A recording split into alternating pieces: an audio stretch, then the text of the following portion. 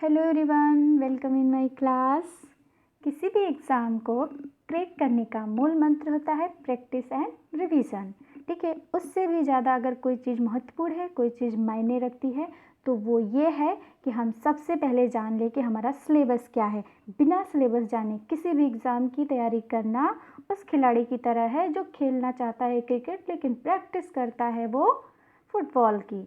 ठीक है, बहुत सारे बच्चे हो सकता है कि सिलेबस को देख के घबरा जाए कि ये तो बहुत लंबा सिलेबस है, कैसे इसको तैयार किया जाएगा। तो बिल्कुल भी डरने की बात नहीं है, क्योंकि डर के आगे, ठीक है, और आप गौर करेंगे तो आपको लगेगा कि 90% चीज़ें वही हैं जो हम बीए और एमए में पढ़ते हैं, वही चीज़ें इसमें हैं। बस थोड़ा सा ये है कि हमें इन चीज़ों को समझना है, रटना नहीं है बल्कि समझना है, और थोड़ा डीपली जा कर के हमें उन चीज़ों को पढ़ना है।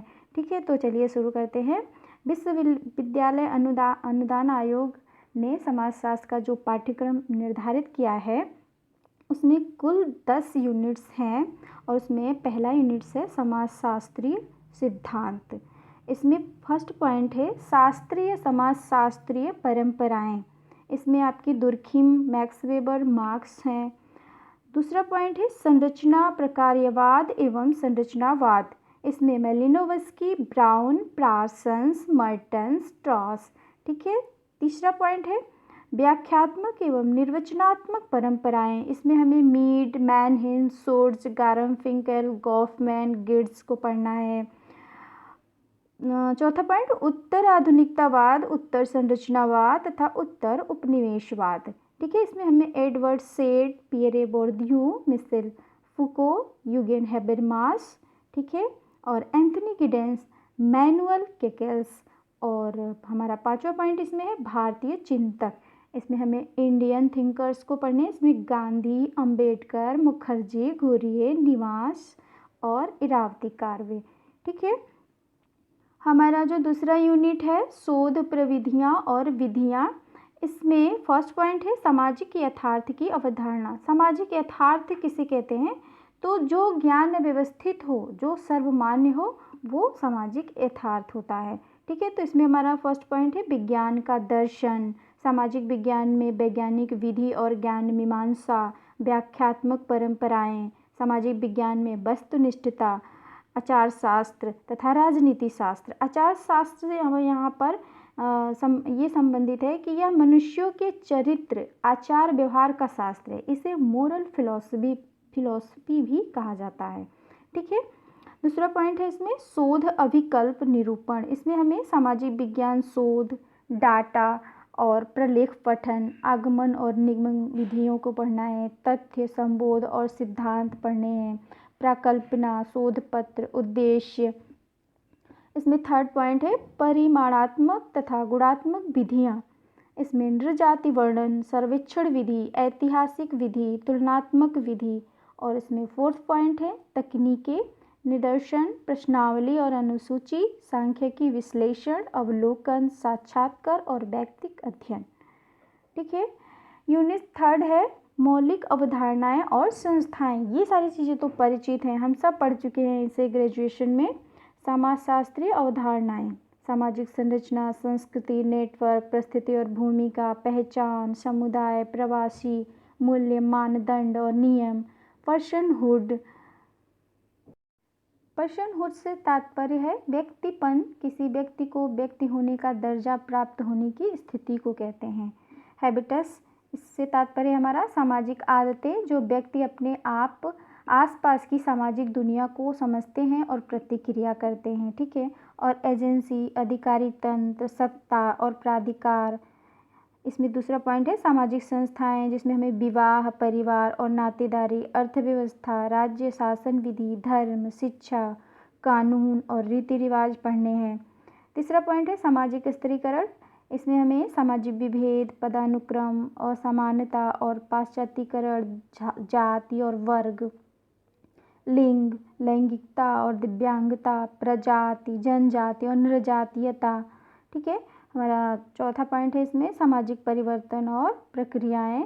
इसमें हमें उद्विकास और प्रसार, आधुनिकीकरण और विकास, सामाजिक रूपांतरण और वैश्वीकरण, सामाजिक गतिशीलता।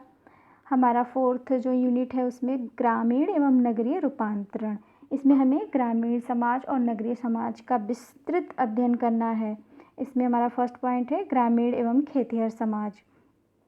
इसमें जाति, जनजातियाँ, बस्तियाँ, कृषक, सामाजिक संरचना, भूस्वामित्व, अर्थव्यवस्था, विकृषीकरण, कृषक असंतोष, खेतिहर आंदोलन, बदलते अंतर समुदाय संबंध और हिंसा, इन सब के बारे में हमें अध्ययन करना है।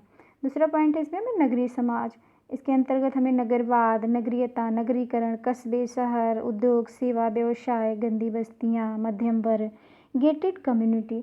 देखिए, गेटेड कम्युनिटी से हमारा तात्पर्य है कि जैसे आजकल है कॉलोनी जिसे हम कहते हैं, उनको हम बंद समुदाय भी कहते हैं।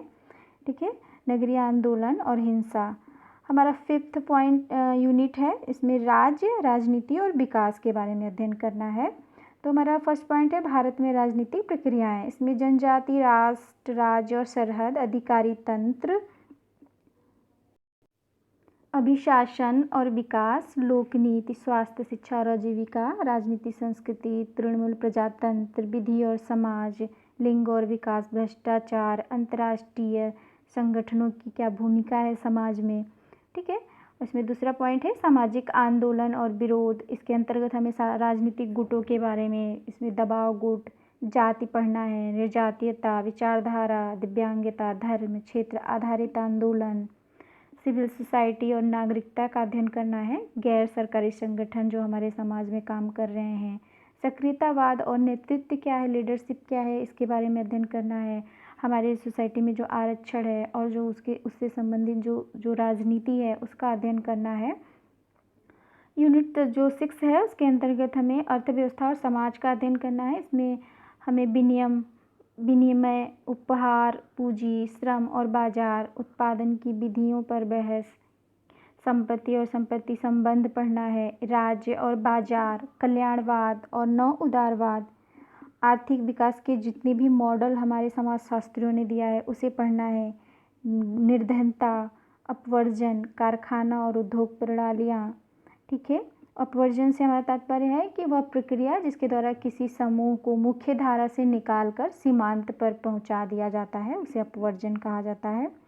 कारखाना उद्योग का अध्ययन करना है, श्रमिकों का अध्ययन करना है, लिंग और श्रम प्रक्रिया क्या है, कारोबार क्या है, इन चीज़ों से परिवार का क्या कनेक्शन है। ठीक है, डिजिटल अर्थव्यवस्था पढ़नी है जो हमारा ई गवर्नेंस काम कर रहा है हमारे समाज में, ई वाणिज्य के बारे में, वैश्विक कारोबार और कॉर्पोरेट्स के बारे में, पर्यटन से हमारे सोसाइटी को क्या लाभ है।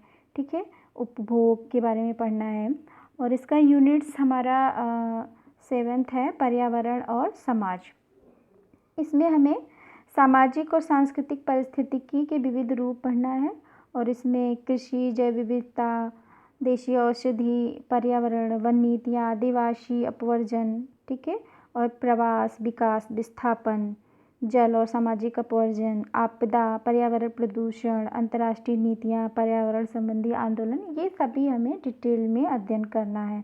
ठीक है, और हमारा जो 8th यूनिट है उसमें परिवार, विवाह और नातेदारी का अध्ययन करना है। इसमें हमें सैद्धांतिक उपागम से संबंधित संरचनात्मक, प्रकारवादी, वैवाहिक बंधन, सांस्कृतिक, लिंग संबंध और शक्ति गतिकी, विरासत, उत्तराधिकार और प्राधिकार, लिंग, लैंगिकता और प्रजनन, बच्चे, युवा और वयस्क, भावनाएं और परिवार के उभरते रूप, विवाह की बदलती परिपाटियाँ, जो हमारी परंपरागत विवाह जो प्रणाली थी उसमें क्या बदलाव हुए, उन सब का अध्ययन यहाँ पे करना है। देखभाल और संपोषक प्रणालियों के बदलते स्वरूप, पारिवारिक कानून, परिवार से संबंधित जितने भी कानून बनाए गए हैं, घरेलू हिंसा और महिलाओं के विरुद्ध अपराध जो समाज में बढ़ गए हैं या उनको रोकथाम के लिए जो उपाय किए गए हैं, ऑनर किलिंग। ठीक है, इसमें हमारा अगला यूनिट है विज्ञान और प्रौद्योगिकी और समाज। प्रौद्योगिकी विकास का इतिहास पढ़ना है। इसमें समय और स्थान की बदलती धारणाएं पढ़नी है, प्रवाह और सीमाएं, आभासी समुदाय पढ़ना है। इन सब के बारे में हम एक एक करके वीडियो बनाएंगे। अगर आप लोग चैनल को सब्सक्राइब कर लेते हैं तो आपको बहुत लाभ मिलेगा। ठीक है, मीडिया, मुद्रित और इलेक्ट्रॉनिक, दृश्यात्मक और सामाजिक मीडिया, अभिशासन और निगरानी समाज, प्रौद्योगिकी और बढ़ती राजनीतिक प्रक्रियाएं, राजनीति, डिजिटल डिवाइड, ठीक है। इसमें खाद्य और प्रौद्योगिकी, साइबर अपराध, ये सारी चीज़ें हैं। हम सब पूरा नहीं पढ़ सकते हैं, तो आपको एक एक करके इसमें पढ़ना है। इसका अगली जो यूनिट है, संस्कृति और सांकेतिक रूपांतरण, संकेत और प्रतीक, धार्मिक अनुष्ठान जो समाज में है, आस्थाएं और प्रथाएं हैं जो आदिकाल से हमारे समाज में चली आ रही है, आज जो उसमें बदलाव हुए हैं, उन चीज़ों में क्या परिवर्तन हुए हैं, वो सब पढ़ना है। हमारी जो संस्कृति, भौतिक संस्कृति जो बदलती जा रही है, नैतिक अर्थव्यवस्था, शिक्षा, इसके औपचारिक और अनौपचारिक दोनों पहलुओं के बारे में जिक्र करना है, हमें पढ़ना है। धार्मिक संगठन, धर्मनिष्ठता और आध्यात्मिकता, धार्मिक अनुष्ठानों का वस्तुकरण, सांप्रदायिकता और धर्मनिरपेक्षता, ठीक है। संस्कृति, राजनीति, कला, सौंदर्यबोध, आचार शास्त्र, नैतिकता, खेलकूद, संस्कृति, धर्म, अर्थव्यवस्था, पर्यावरण, नूतन धार्मिक आंदोलन, ठीक है। तो इस तरह से ये हमारा पूरा सिलेबस है और इसको हम एक एक करके कवर करेंगे, ठीक है। और परेशान होने की कोई आवश्यकता नहीं है, क्योंकि ये बहुत, जितना ये दिख रहा है इतना कठिन नहीं है, क्योंकि जब हम कोई लक्ष्य निर्धारित कर लेते हैं तो वो हमारे लिए इजी हो जाता है और हमें लगातार प्रैक्टिस करना है, रिवीजन करना है, तब हम जा कर के सफलता प्राप्त करते हैं, ठीक है। और अगर हमारा वीडियो पसंद आए तो लाइक, शेयर, सब्सक्राइब करना बिल्कुल भी ना भूलें। और आप सभी को मेरी तरफ से बहुत बहुत धन्यवाद। आप लोग वीडियो पसंद कर रहे हैं, थैंक यू।